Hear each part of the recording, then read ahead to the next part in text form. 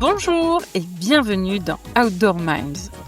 La chance, c'est ce petit quelque chose d'imprévisible qui change tout. Un alignement de circonstances, une rencontre inattendue, un moment où tout bascule. Mais est-ce vraiment un hasard ou une aptitude à saisir l'instant, à oser au bon moment? Je suis Armelle Solélac, serial entrepreneur, investisseuse et double tour du mondiste. Pour cette 7e saison, nous partons à la rencontre de celles et ceux qui ont croisé la chance ou qui l'ont provoquée. Athlètes, entrepreneurs, investisseurs, ils nous racontent les coups de bol, les signaux faibles et les carrefours invisibles où tout s'est joué.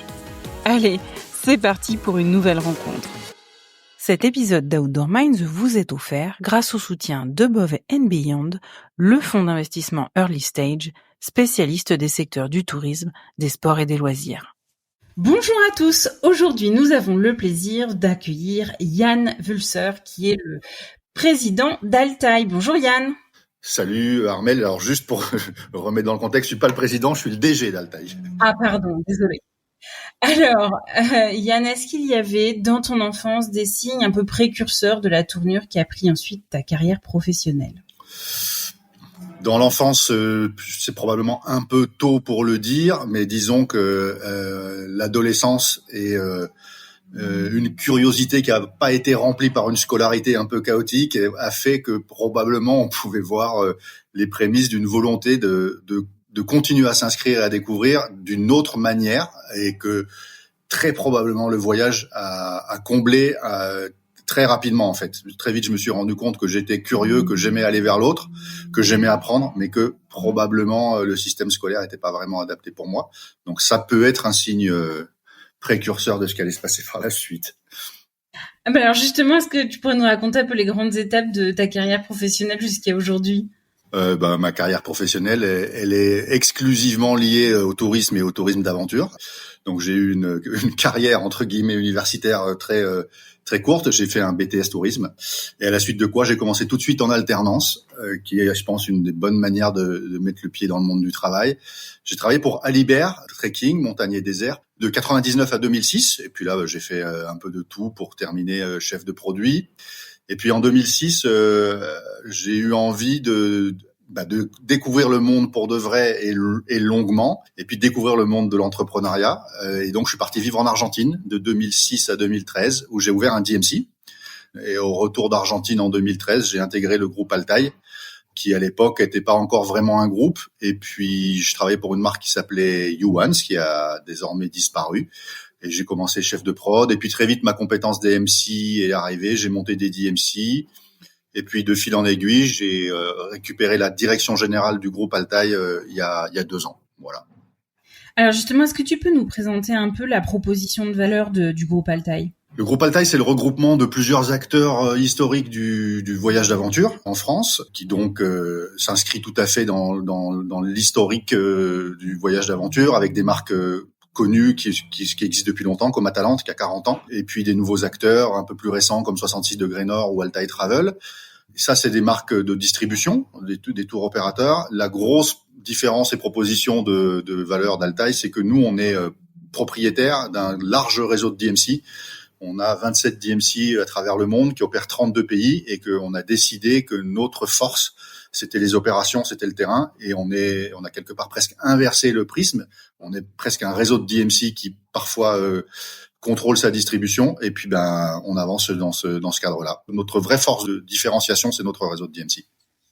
Alors tu disais tout à l'heure que quand tu as rejoint en 2013 Altaï, le groupe n'était pas vraiment un groupe, il n'était pas ce qu'il est aujourd'hui. C'était quoi les grandes étapes entre quand tu es rentré et aujourd'hui ? En fait, l'étape numéro 1, c'est que à l'époque, il y avait plusieurs marques historiques du voyage d'aventure, dans lequel Génergie, notre partenaire actuel, notre actionnaire principal, avait déjà des participations, et à un moment donné, ils se sont dit il faut qu'on rationalise un peu tout ça, et on va créer ce groupe Altaï, donc entre Génergie et mes prédécesseurs, Yannick Briand et Fred Auger, ils avaient décidé de créer le groupe Altaï. À partir de ce moment-là, tout a été réuni sous une holding, et puis on a cherché à maximiser la performance de plusieurs entreprises en les réunissant et donc en mettant au service évidemment ce réseau de DMC que grâce à l'apport de plus nombreux clients, on a réussi à développer. Alors, pour toi, est-ce que la chance, c'est plutôt une affaire de privilège ou une affaire de contexte ? Je dirais que c'est un peu des deux. Je pense que c'est quand même une affaire de privilège au départ. Il faut être lucide. On a tous, probablement les gens qui vont nous écouter, eu la chance d'être nés dans des pays plutôt bienveillants, à une plutôt époque bienveillante. J'ai la chance d'être né en bonne santé et dans un environnement familial stable qui m'a permis de m'épanouir. Donc ça, c'est, on va dire, c'est le postulat de base. Et celui-là, on peut pas le nier. Et le nier serait gravement irresponsable. Par contre, par la suite, une fois qu'on a dit ça, sincèrement, je crois que, en dehors de gros coups de malchance, mais qui sont finalement liés principalement presque que à des histoires de santé, je pense qu'une fois qu'on a la santé, globalement, on a quand même la chance numéro un. Pour moi, la chance n'existe pas dans le sens où c'est presque une capacité à transformer des événements en des événements positifs. Ma manière de voir la chance, c'est je reçois de l'information, des événements arrivent. Comment moi je dis que je suis chanceux, c'est à partir du moment donné où j'ai réussi à les transformer en quelque chose de positif plutôt que de négatif. Et si je le transpose en quelque chose de négatif, j'ai ma propre responsabilité à avoir transformé ça en de la malchance. Voilà. Et est-ce qu'il y a un moment tu t'es dit, tiens là, j'ai quand même eu vraiment de la chance sur ce coup-là ? J'ai pas de souvenirs de moments précis, mais j'ai plein de souvenirs de plein de moments où je me suis dit j'ai eu de la chance. Et en fait, à la rétrospective, c'est les moments où j'ai décidé de le moins être en contrôle. Et à partir du moment donné où j'ai essayé d'être le plus en contrôle, forcément, la réalité s'est heurtée à une projection que j'avais de celle-ci, qui était forcément décevante. Et donc, j'aurais pu dire, j'ai pas eu de chance. Je m'attends à ce qu'il fasse beau en allant faire une balade. Il fait dégueulasse. Bon, j'ai pas de chance. Je m'attends à rien. Et finalement, il pleut, mais juste un petit peu. J'aurais eu de la chance. Donc, en fait, tout ce qui m'est arrivé de extrêmement positif dans la vie, c'est le moment donné où, quelque part, de manière paradoxale, dans un cadre quand même un peu contrôlé et défini, j'ai décidé de laisser un petit peu faire et d'accepter les événements tels qu'ils arrivaient. Et du coup, est-ce que tu as une forme de croyance là-dedans ou tu essayes de le provoquer un peu ? J'ai pas beaucoup de croyances. Je suis pas quelqu'un du dogme. Je suis un laborieux. Je suis un mec de l'empirisme. J'essaie de travailler. Je fais des essais-erreurs. Je travaille beaucoup en essais-erreurs. Donc c'est plutôt un truc que j'essaie de cultiver. Quelle place est-ce que tu laisses éventuellement à l'intuition, aux rencontres fortuites ou à, tu as une forme de synchronicité finalement ? J'en ai beaucoup trop laissé au début de ma vie, au début de ma carrière. J'étais finalement assez peu méthodique et donc je n'ai laissé que ça me driver et du coup là ça a quand même créé pas mal de déceptions ou d'erreurs de ma part. Maintenant, ça a quand même toujours objectivement une forte prégnance chez moi. Je suis quand même assez instinctif, mais j'ai appris à me connaître un peu plus avec les années et du coup je me méfie de moi-même.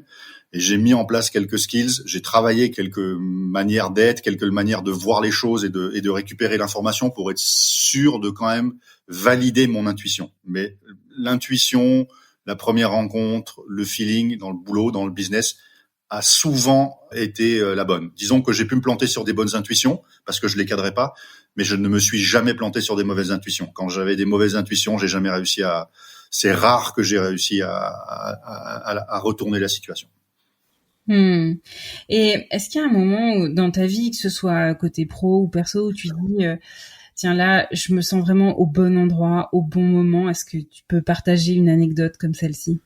J'en ai une de boulot par exemple où je me dis je me sens au bon endroit au bon moment, mais qui est pareil, qui va dans cette définition du fait que je pense que quelque part je l'ai un peu provoqué. Quand je rentre chez Altaï, à l'époque c'est YouOnce, il y a une destinée qui s'appelle, que tout le monde connaît, c'est les Canaries, qui est très peu exploitée. Je ne connais pas les Canaries. Je n'y suis jamais allé à ce moment-là, et on me dit, tiens, tu vas être chef de prod là-dessus. Va y faire un tour, va voir comment c'est possible. Je sais pas, à l'époque, on doit faire 50, 80 packs par année, quoi. Et je me rends dans ce pays. J'ai une forte culture sud-américaine. Je suis parfaitement bilingue en espagnol, etc. Donc, je m'y intègre assez facilement. Et là, je me dis, ah ouais, en fait, j'y vais à un moment donné où, ça n'existe pas sur le marché français. Pas grand monde est développé là-dessus. Il y a des prémices, ça doit être 2014 ou 2015, c'est une destination qui va marcher parce que on commence à avoir plein de vols low cost qui y vont, on commence à avoir des prix qui descendent, on commence à en entendre parler.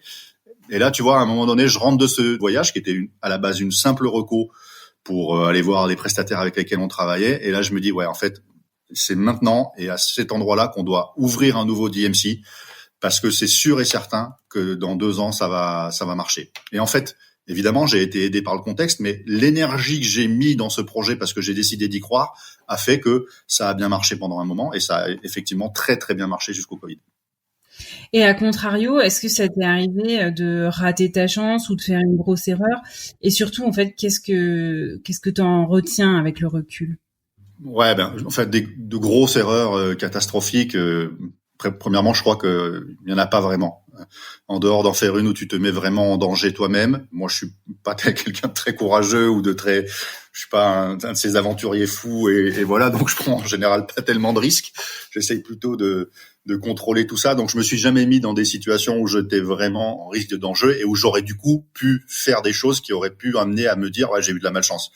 Tu pars faire du ski quand c'est 4 sur 5 en avalanche. Tu vas te prendre une avalanche sur la gueule, tu peux dire j'ai pas eu de chance, franchement, je suis passé là 200 fois, ça s'est bien passé, mais en réalité, quelque part, tu as créé l'environnement de ta malchance. Donc voilà, comme je disais, je suis privilégié, je suis pas malade, je vais bien, ma famille va bien, ma femme va bien, mes enfants vont bien, donc voilà, j'ai pas de raison de. Cependant, évidemment, comme tout le monde, il y a parfois des faisceaux de petits trucs du quotidien qui s'accumulent et qui me font imaginer putain, là vraiment, j'ai pas de chance. À la réflexion et rétrospectivement, en fait, c'est juste une vision de l'esprit. Et quand je regarde après ce qui s'est passé, à partir du moment donné où j'ai décidé de transformer ça en, je sais pas, une opportunité pour apprendre ou pour couper un business ou je sais pas quoi, finalement, ça s'est toujours plutôt bien passé. Je suis chanceux. Est-ce que tu dirais qu'il y a une personne ou un événement qui a changé le cours de ta vie? Tu disais que au départ, tu avais une scolarité chaotique, mais est-ce qu'il y a eu un point de bascule à un moment? Déjà, avoir rencontré le voyage, qui finalement était probablement inscrit en moi, parce que pour moi, le voyage, c'est pas du tout le fait de se déplacer et d'aller dans un pays, quoi. Le voyage, c'est vraiment une manière de voir la vie, pour moi. C'est la manière dont on décide de s'impliquer dedans, d'aller au contact de l'autre, vraiment. Et pendant mes études, j'ai rencontré Stéphane, qui est depuis mon meilleur ami, et ça fait 25 ans qu'on travaille ensemble. Et on a travaillé ensemble chez Alibert, et il était avec moi en Argentine, et il m'a rejoint dans le groupe Altaï. Et donc, c'est fatalement une rencontre qui a bouleversé ma vie professionnelle comme amicale, dans le sens où elle a toujours été sous le sceau de la bienveillance, que les rôles de l'un et de l'autre ont toujours été extrêmement clairs, acceptés sans aucune difficulté, et que finalement, ça dure depuis 25 ans, et plutôt 25 ans de succès, en tout cas dans nos trajectoires professionnelles conjointes. Est-ce que tu as des moments qui sont plus difficiles? Et si oui, comment tu fais pour les traverser? Qu'est-ce qui te fait tenir? Oui, évidemment, j'ai des moments difficiles. Puis je vais pas te cacher que ce momentum du voyage est pas forcément facile, mais pas pour moi plus que pour les autres. On traverse une grosse période d'incertitude, de turbulence, et donc voilà, c'est pas toujours facile. Moi, j'étais pas destiné à diriger un groupe où il y a 150 collaborateurs en France ou qui est gros. Voilà, j'avais pas de spécialement. Donc parfois, ouais, je me sens assez seul quoi là-dedans, et il y a des moments où je me trouve pas forcément assez bon ou pas forcément aligné avec ce que je veux faire. Je crois que le truc numéro 1, quand on travaille en tout cas dans le voyage, c'est toujours prendre du recul, se dire que franchement, on n'est pas en train de sauver la vie de gens, si tant est qu'on considère que peut-être le voyage peut sauver la vie à certaines personnes, mais tu comprends ce que je veux dire. On n'est pas dans un truc d'urgence absolue et que ça ne reste, entre guillemets, que des voyages, que des vacances.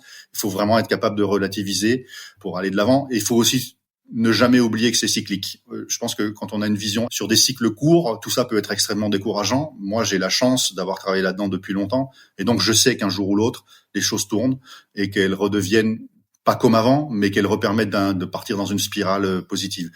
Personne pensait qu'on allait rebondir après le Covid. Personne pensait que je sais pas, que l'Égypte allait se sortir aussi vite du printemps arabe, etc., etc. Il y a toujours à un moment donné des choses que nous on ne maîtrise pas, et il faut l'accepter en fait. Il faut accepter de lâcher prise et puis jouer avec les éléments favorables du moment. Je pense que c'est ça la seule moyen de s'en sortir sans se faire trop des nœuds à la tête quoi. Puis après pas trop travailler, c'est-à-dire que ne pas dédier toute sa charge mentale à son travail, accepter sans culpabilité des zones et des moments où on lâche prise, voilà, c'est pas très grave, je suis pas plus efficace si je bosse 10 heures par jour que si je bosse 8 heures par jour. J'en ai jamais fait la preuve.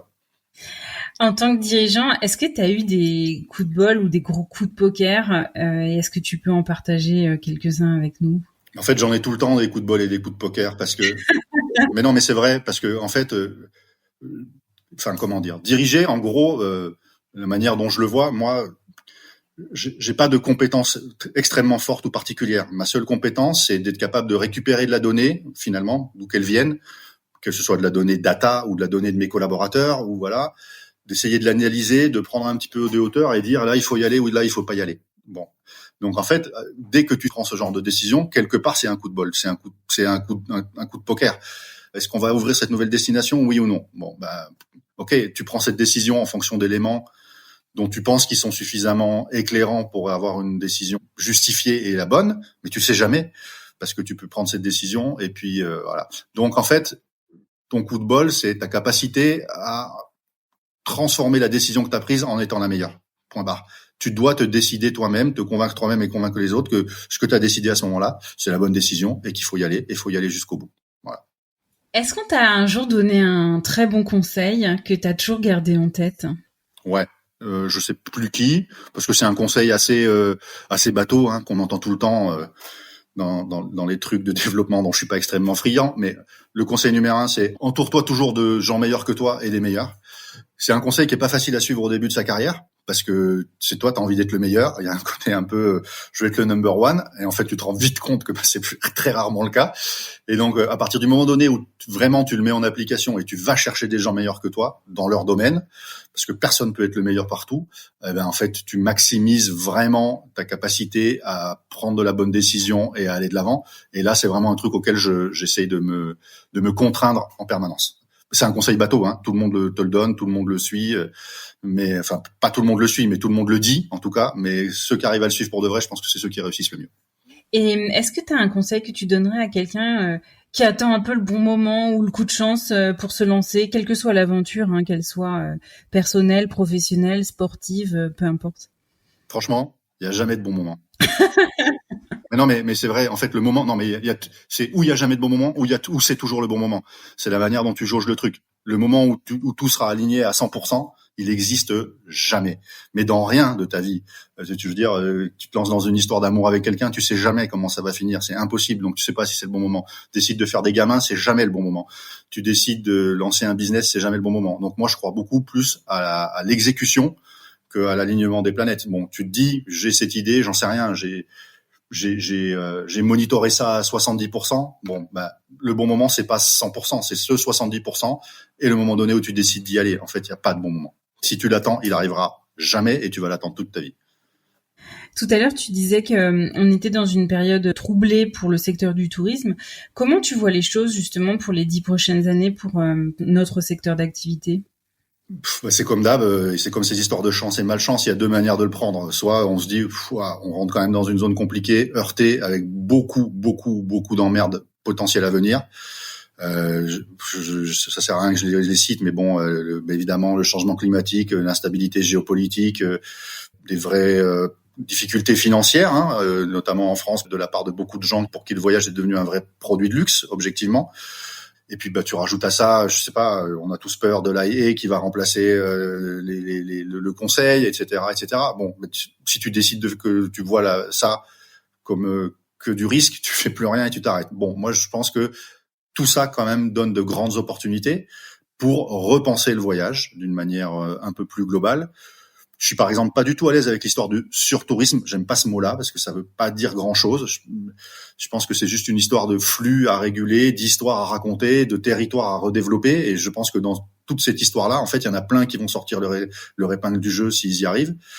Je pense que la frontière entre vie professionnelle et vie personnelle a jamais été aussi finalement fine, malgré tout ce que tout le monde essaie de nous faire croire en permanence. En réalité, nos vies sont de plus en plus imbriquées et donc le voyage va de plus en plus être imbriqué de manière professionnelle et de manière personnelle. Très probablement que mes enfants partiront 6 mois pour bosser, mais dans ces 6 mois, ils voyageront aussi et puis ils resteront dans des pays plus longtemps que nous et ils seront beaucoup plus internationaux. Ça, c'est des vraies capacités à réinventer le tourisme, mais plutôt comme pas. Je dis pas qu'on va réinventer le 3 semaines à Bali. Je dis qu'on va réinventer probablement le fait que quand on ira à Bali, on ira y faire autre chose. Et que ça, on l'a pas encore trouvé la solution. Et puis, évidemment, tout ce qui est déjà en ligne, des moyens de transport alternatifs moins polluants, une utilisation accrue du digital, très probablement. Mais tu vois, pour un groupe comme Altaï, je pense que c'est une chance, parce que nous, ce qu'on fait, qui est donc très terrain, en fait, il sera protégé de ça. C'est pas demain que des guides vont conduire des 4x4 avec intelligence artificielle dans le désert. C'est pas demain que des robots monteront des camps, des tentes ou feront la cuisine. Donc nous, il faut qu'on maximise ce truc-là, qui est notre force pour s'en sortir. Donc je suis pas plus inquiet que ça. Ce que je pense quand même vraiment, c'est que pendant des années, on a monitoré des business en voulant être les plus efficaces possibles et les plus efficients.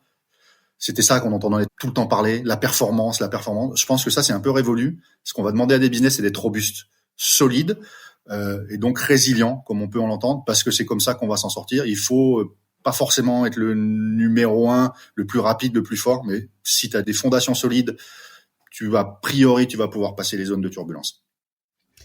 Alors, on arrive à la fin de cette interview. Est-ce que tu aurais un conseil de livre à lire ou de documentaire ou de film à regarder ? Je vais quand même plaider pour ma paroisse. Donc, on a Kylian Bron, qui est un cycliste vététiste de l'enfer, qui fait des trucs incroyables, dont on est partenaire et avec lequel on a tourné 2 films. Et le premier de ces 2-là va sortir sur YouTube, je crois, d'ici la fin du mois. Il s'appelle Mandala, c'est sur le Népal. Et sincèrement, ça raconte bien qui on est et ce qu'on fait. Et c'est un très beau documentaire. Alors j'irai pas jusqu'à dire que c'est inspirant, mais en tout cas, ça montre l'histoire d'un bonhomme qui évolue par rapport à sa vision du voyage et qui passe justement de ce côté de la performance à autre chose. Et je trouve que c'est hyper intéressant, d'autant plus que c'était le number 1 dans son truc. Et donc, arriver à autre chose, je trouve que c'est une belle évolution. Après, moi, si j'ai un livre, quand même, c'est pas un conseil, tout le monde l'a lu et tout ce que tu veux, mais qui m'a quand même donné envie, à un moment donné, de faire un sac à dos et d'aller bouger dans le monde entier. Ça reste Sur la route de Kerouac. Ça reste quand même, pour tout ce qu'il raconte du voyage, au-delà du trajet, au-delà de bouger, du voyage avec soi, du voyage avec les autres, du voyage dans l'expérience. Je trouve que c'est celui, par des moyens qui sont probablement plus trop à la mode aujourd'hui et qui parlent plus trop aux générations actuelles, mais c'est quand même celui qui invite le plus au voyage, d'une manière générale. Eh bien, à nous de revisiter cette lecture, finalement, de Kerouac. Merci beaucoup, Yann, d'avoir été notre invité aujourd'hui. Merci, Armelle. Voici les 5 points clés à retenir de cet épisode. Le premier, c'est que la chance, c'est une capacité à transformer un événement en quelque chose de positif. Le deuxième point, lâcher prise est le meilleur moyen d'accueillir la chance. Le troisième point, faites confiance à vos intuitions. Quand vous ne le sentez pas, ne vous forcez pas et n'y allez pas. Le quatrième point, le voyage n'est pas un déplacement, mais une manière de voir la vie. Et enfin, si vous allez mal, n'oubliez pas que la vie est cyclique. Après la pluie vient le beau temps, obstinément.